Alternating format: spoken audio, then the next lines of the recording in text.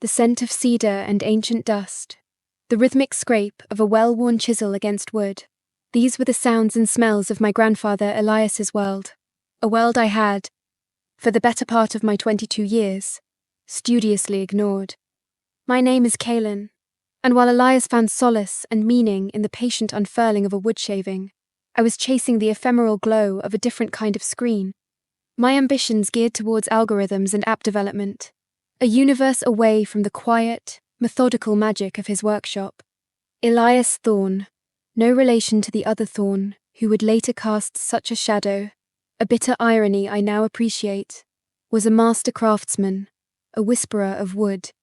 His specialty was intricate marquetry, but not the grand, ostentatious panels one might find in a palace. His work was smaller, more intimate, exquisite wooden lockets, jewelry boxes that held secrets in their grain, and small, hand-bound journals, with covers that were miniature landscapes of inlaid timber. He used only locally sourced, sustainably harvested woods from the Redwood Creek Valley where we lived, manzanita, madrone, the rare, figured claro walnut, and occasionally, slivers of ancient redwood, salvaged from naturally fallen giants. His true secret, however, lay in his staining techniques. He didn't use commercial dyes. Instead, he developed a series of natural infusions, brewed from barks, berries, lichens, and even specific types of earth, which coaxed out an unparalleled depth of colour and luminosity from the wood, shades that seemed to shift and breathe with the light. These recipes, committed to a series of faded, leather-bound notebooks, were his most guarded treasure, a legacy passed down through 3 generations of Thorne woodworkers. To me, as a teenager and then a young adult obsessed with the sleek efficiency of the digital age, Elias's workshop, tucked away behind our old farmhouse, felt like a relic.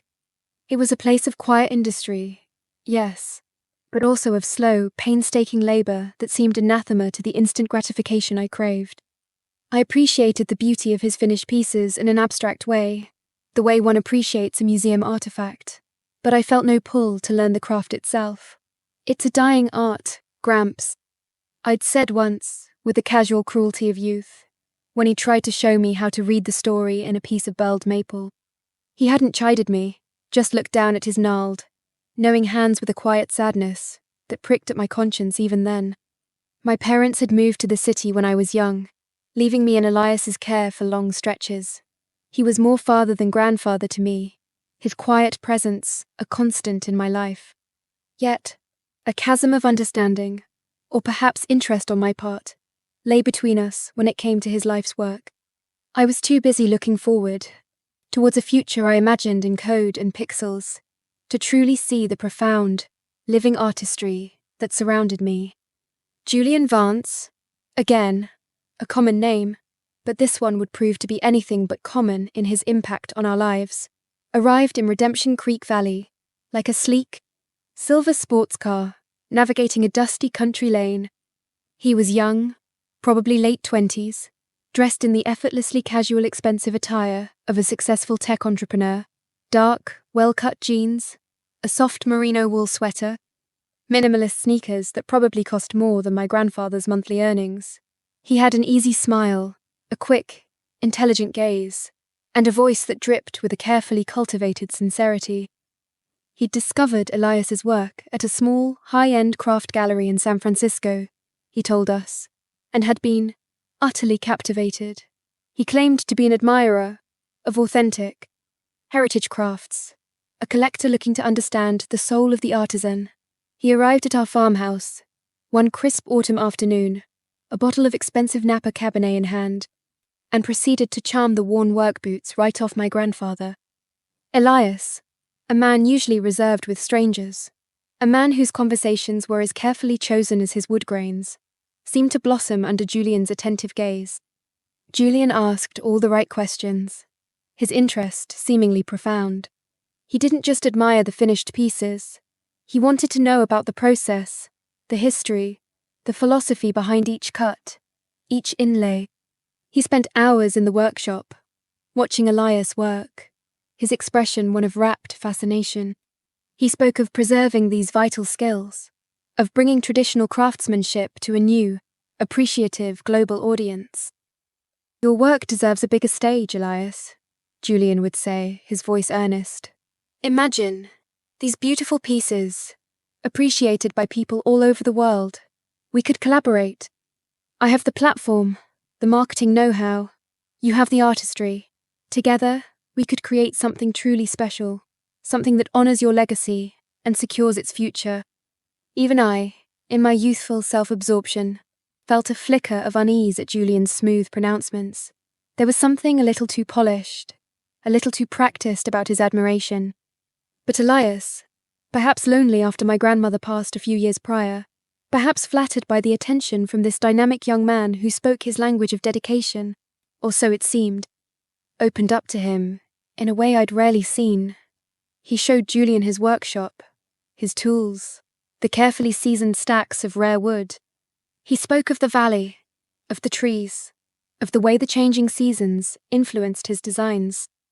The true betrayal, however, was more insidious, a slow, patient extraction. Over several weeks, Julian became a regular visitor. He'd bring coffee, pastries from the city, engage Elias in long conversations. He'd ask about the specific properties of each wood, the challenges of working with them. And then, he began to inquire, with a feigned, respectful curiosity, about the unique stains, the way Elias achieved those impossible, luminous colors.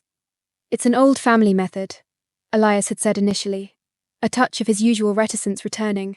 Of course, Julian had replied smoothly. I wouldn't dream of prying.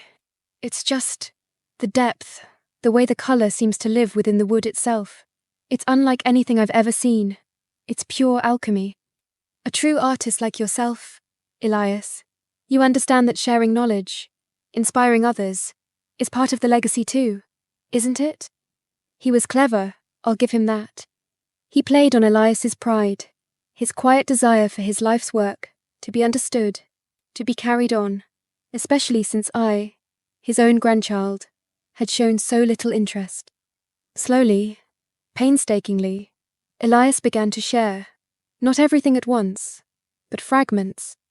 He'd show Julian a particular lichen, explain how it needed to be harvested only after the first frost to yield a certain blue. He'd demonstrate the careful brewing of a walnut husk solution, the precise temperature, the addition of a mordant made from rusty nails, soaked in vinegar. He even, in a moment of expansive trust, allowed Julian to look through one of his older, less detailed notebooks, one that hinted at the principles without revealing all the precise recipes. I remember coming into the workshop one afternoon and seeing them huddled over that notebook. Julian's expression, one of intense concentration, Elias's animated as he explained a particular step. A warning bell, louder this time, clanged in my mind.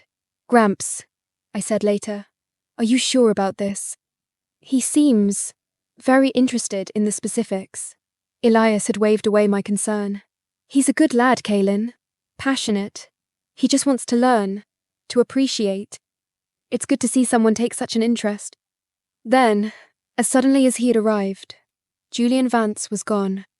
He'd spoken of a sudden business trip to Asia, promised to be in touch about their exciting collaboration. His calls became less frequent, then stopped. His emails went unanswered. A month later, a sleek, heavily marketed website launched. Thorne, Artisanry. The name itself was a cruel mockery. The products featured were wooden lockets, jewelry boxes, journal covers. The designs were simplified, mass-producible versions of Elias's style, lacking the soul, the intricate detail. But the wood grains, the impossible, luminous colours of the stains, they were undeniably, horrifyingly familiar. He hadn't just stolen designs.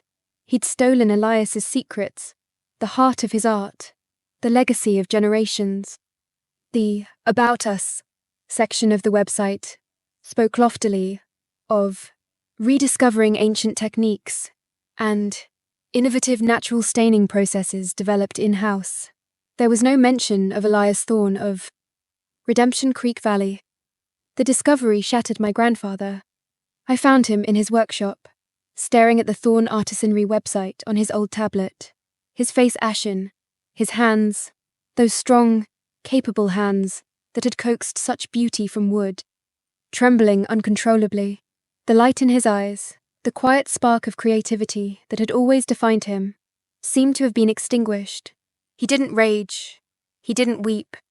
He just deflated, like an ancient tree, finally succumbing to an invisible blight. He retreated into himself, the workshop falling silent for the first time in my memory. The scent of cedar and dust remained, but now it was tinged with the bitter aroma of betrayal. Seeing him like that, so utterly broken, a man whose life had been dedicated to beauty and integrity, whose trust had been so cynically exploited, it was like a physical blow. The guilt I felt for my years of indifference to his craft, for my casual dismissal of his passion, was a leaden weight in my stomach.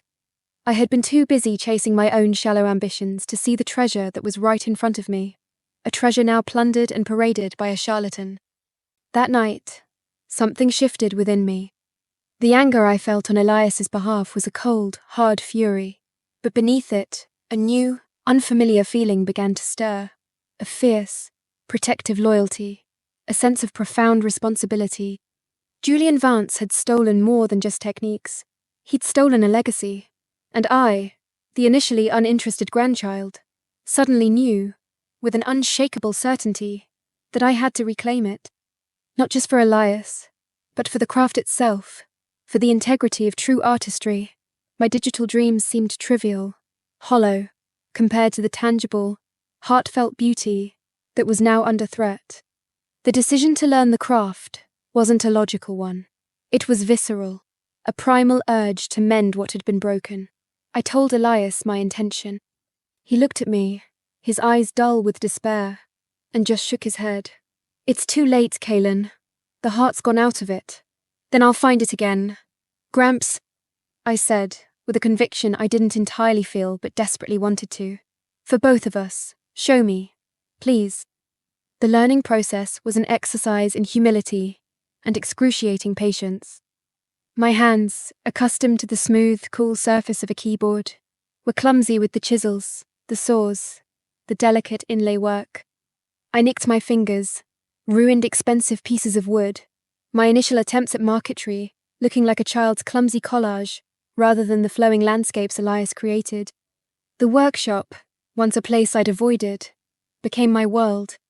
I rose before dawn, the chill of the unheated space seeping into my bones, and worked late into the night, the single bare bulb casting long shadows as I hunched over the workbench. Elias, at first, was a reluctant teacher, his grief a heavy shroud. He'd watch me struggle, his silence more damning than any criticism. But slowly, as he saw my determination, my willingness to fail and try again, a flicker of his old self began to return. He started offering quiet corrections, a gentle guidance of my hand, a shared sigh when a piece finally came together. He'd leave out a specific tool I'd need, or a particularly challenging piece of wood, with a cryptic note. "Read the grain, Kaelen. It will tell you its secrets." His faded notebooks became my sacred texts. The recipes for the natural stains were complex, almost alchemical, requiring a deep understanding of botany, of chemistry, of the subtle interplay of temperature and time. I foraged in the woods for barks and berries, my hands stained with their vibrant juices.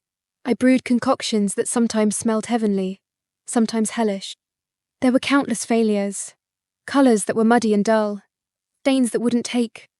But with each small success, a perfect, luminous blue, coaxed from a specific lichen, a rich, deep umber from boiled walnut husks, my connection to the craft, and to my grandfather, deepened. I wasn't just learning techniques.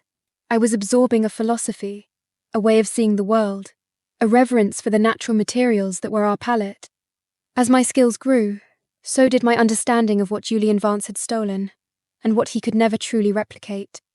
He had the recipes, perhaps, but he didn't have the generations of intuitive knowledge, the deep connection to this specific valley, its unique flora, its terroir.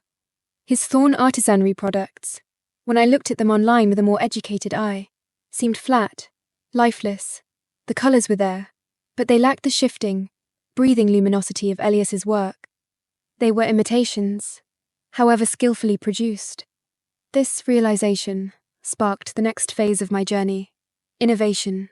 I wouldn't just replicate Elias's work, I would honour it by helping it evolve.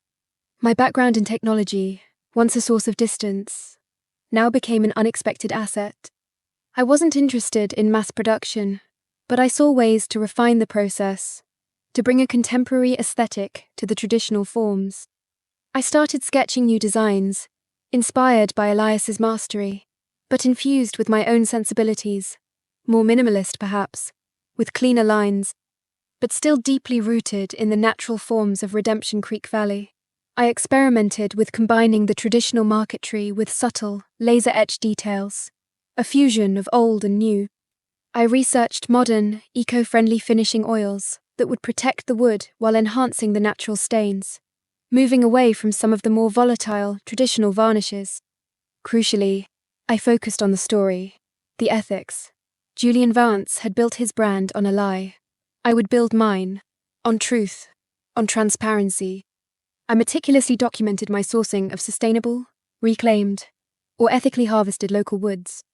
I detailed the natural staining processes, sharing the beauty of the ingredients: the madder root for reds, the indigo for blues, the oak galls for blacks, without giving away the precise, multi-generational recipes. I decided my brand would be called Redwood Heart Craftworks, a name that spoke of our valley, of the core of the wood, and of the passion that now beat within me. Building the brand was a slow, organic process. I started with an Etsy shop, my product photography improving with each attempt. I wrote detailed descriptions for each piece, telling the story of the wood, the design, the inspiration. Chloe, my old friend from my tech days, now a successful digital marketing consultant, heard about my new venture and offered her expertise pro bono, helping me build a proper website and a social media presence. She was incensed by what had happened to Elias and was determined to help me succeed. Our story, the story of heritage, of betrayal, of a granddaughter learning an ancient craft to honour her grandfather and reclaim a stolen legacy, began to resonate. People were drawn to the authenticity, to the ethical sourcing, to the sheer, quiet beauty of the pieces. Small craft blogs featured us. Local galleries asked to consign my work. The first time I made a significant sale to a stranger, someone who knew nothing of my personal story, but simply loved the piece for its own merit. The feeling was indescribable. Julian Vance's Thorne artisanry was still out there, its products slickly marketed, its prices often lower due to its less scrupulous sourcing and likely more industrialized, though still disguised, production methods. For a while, it felt like an uneven battle. But I wasn't competing on price. I was competing on soul. The breakthrough came via an unexpected route. A prominent sustainable lifestyle influencer, someone with millions of followers who championed ethical and artisanal brands, discovered Redwood Heart Craftworks. She bought one of my lockets, a simple, elegant piece, inlaid with a design inspired by the unfurling frond of a fern, stained with lichen blue and madrone red. She featured it in one of her videos, speaking not just of its beauty, but of the story behind it, the commitment to sustainable practice, the heritage of the natural dyes. The response was a tidal wave. Orders flooded in. My small workshop, once so silent, was now humming with a new, vibrant energy. Elias, seeing my passion, seeing his craft not just preserved but reborn and appreciated, began to truly come back to life. He started spending more time in the workshop, not just advising, but working alongside me, his old hands, though a little slower, still possessing their incredible skill. We'd work in comfortable silence sometimes, the only sounds, the scrape of our tools, and shared language of creation. He even started experimenting again, a new light in his faded eyes. We didn't directly attack Julian Vance. We didn't need to. The contrast between Redwood Heart Craftworks and Thorne artisanry became increasingly apparent to discerning customers. Articles began to appear in craft journals and ethical consumer blogs, subtly comparing the depth and authenticity of our naturally stained pieces with the more uniform, slightly flatter colours of Thorne's products. Whispers about the true source of Thorne's innovative techniques began to circulate within the artisan community. His brand, built on a foundation of deceit, lacked the genuine narrative, the deep connection to place and material that defined ours. His pieces were pretty shells. Ours held a story, a history, a heart. Slowly, organically, Redwood Heart Craftworks began to overshadow Thorne artisanry. We gained international recognition, our pieces sought after by collectors and those who valued true craftsmanship and ethical production. We won awards for sustainable design. We were invited to prestigious craft shows. Julian Vance's star, which had burned so briefly and brightly on stolen fuel, began to fade. His sales reportedly declined. His attempts to innovate further fell flat, as he lacked the foundational understanding, the intuitive connection to the materials that Elias had spent a lifetime cultivating, and had now passed on to me. The last I heard, Thorne artisanry was struggling, its products looking increasingly like cheap imitations, in a market that was now educated to appreciate the real thing. There was no dramatic courtroom confrontation, no public shaming of Julian Vance beyond the quiet, persistent truth of our own success and authenticity. But there was a profound, deeply satisfying sense of justice. We hadn't destroyed him.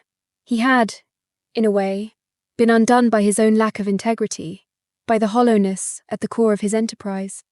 Today, Redwood Heart Craftworks is a thriving, globally recognized ethical brand. Elias, now in his late 80s, still comes to the workshop most days, his hands still shaping beautiful things, his eyes bright with a quiet pride. We've trained a new generation of young artisans from our valley, ensuring the Thorne family craft, with its secret natural dyes and its deep reverence for the wood, will continue for generations to come.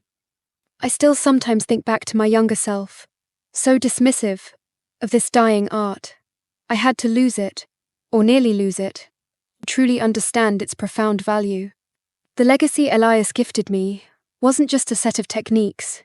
It was a way of seeing, a way of being, a connection to the earth, to history, to the enduring power of human creativity. The scent of cedar and ancient dust no longer feels like a relic of the past. It smells like my future, a future rooted in authenticity, innovation, and the unbreakable heart of the redwood.